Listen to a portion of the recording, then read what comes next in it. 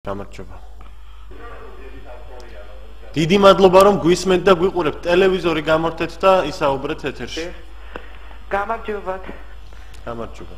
ძალიან გამიხარდა ეს ამბავი, ძალიან გამახარა ამ ამბავმა და იცოდეთ, თუ პროკურატურა სწორი გზით წაიყვანს გამოძიებას, ათასობით, მილიონობით ხალხი მოვაწერთ კიდე ხელს მათ ლიკვიდაციაზე. კარგით. დიდი მადლობა. მადლობა.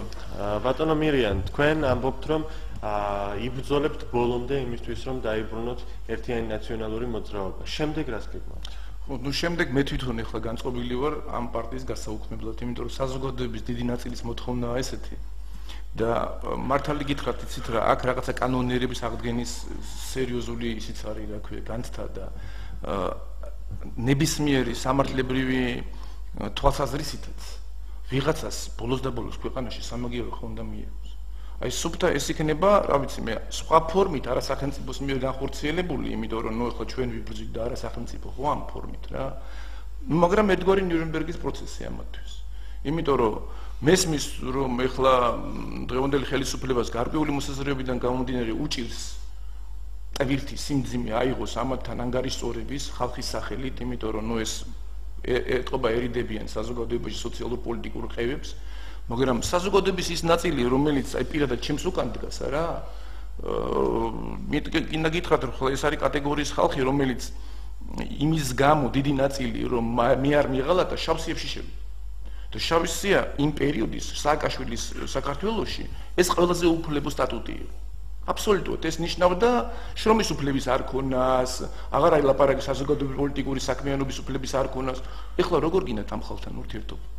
აი რა საფუძველზე და მე ვერც გავჩერდები რომ სურვილიც მქონდეს გესმენ და არც ამაკ ეს განცდა მე მართალი გითხრა ამ წელებშიც მე პირველად როცა გაქცევა მომიწია მე საქართველოსთან რა შეწოლები იყო ძალიან დიდი. იარაღიც რამეჯერმე მესროლეს და პანჯარა შუშა ნატყვი არის, მაგრამ იმასაც არ ვწვი სპეციალურად. იმის გამო რომ პარტიის დაბრუნებას ცდილობდა. რა საკვირველია ხო? და ნუ როგორ სააკაშვილი მითვლიდა რომ ეს როგორ გამიბედაო რომ სასამართლოში მიჩივლაო, იმიტომ რომ მაგირო ვინმეს გაიბედა თავს მოვაჭრე. ესე იგი მოკლედ ეს თურმე არ შეიძლებოდა. ბატონი მიხეილი მეფე იყო და გამოსული იყო ეთყობა იურისდიქციის ზონიდან.